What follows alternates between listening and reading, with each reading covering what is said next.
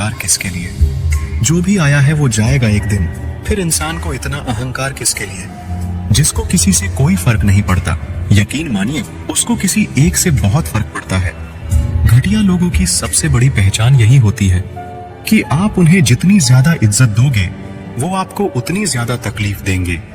अकेले रहना तुम्हें यह भी सिखाता है कि वास्तव में तुम्हारे पास खुद के अलावा कुछ भी नहीं है। उसे छोड़ देना ही सही है, जिसे आपकी कीमत ही पता ना हो।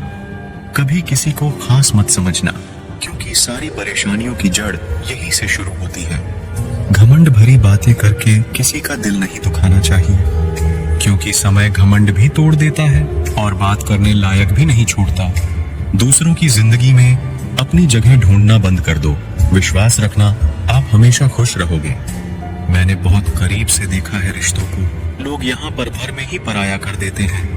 उन गलतियों की कोई माफी नहीं होती जहाँ आप जानते हैं कि क्या सही है क्या गलत है, लेकिन जानते हुए भी गलत का चुनाव करें। जिंदगी में अगर बड़ा आदमी बनना है तो छोटे लोगों के मुंह कभी मत लगना।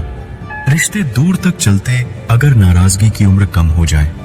जल्दबाजी में फैसला लेके पछतावा करने से अच्छा है कि आप थोड़ा रुक जाओ। सब्र करो, जो सच में तुम्हारा है वो कभी किसी और का नहीं होगा।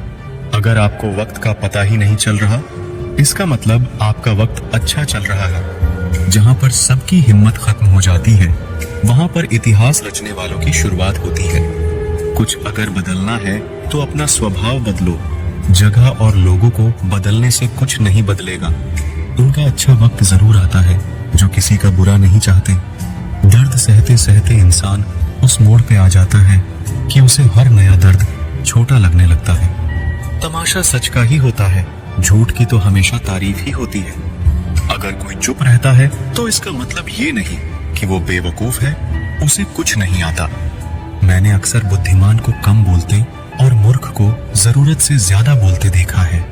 सच्चे लोगों को शायद झूठ का पता ना हो, लेकिन झूठे लोगों को सच का हमेशा पता होता है। खुश नसीब हो तुम कि कोई तुम्हें मानता है, तुम्हारी फिक्र करता है, तुम्हारे हर मूड को संभालता है। कभी तुम भी उसका साथ दो। हमेशा तुम ही नहीं, बल्कि वह भी तुम्हारे प्यार को डिजर्व करता है। मोहब्बत तो अधूरी रही हमारी, मगर बर्बाद हम पूरे हुए हैं।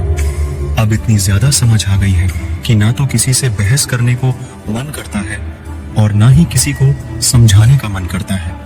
बस कसूर इतना था कि जीना चाहा तो जिंदगी से दूर थे हम, मरना चाहा तो जीने को मजबूर थे हम।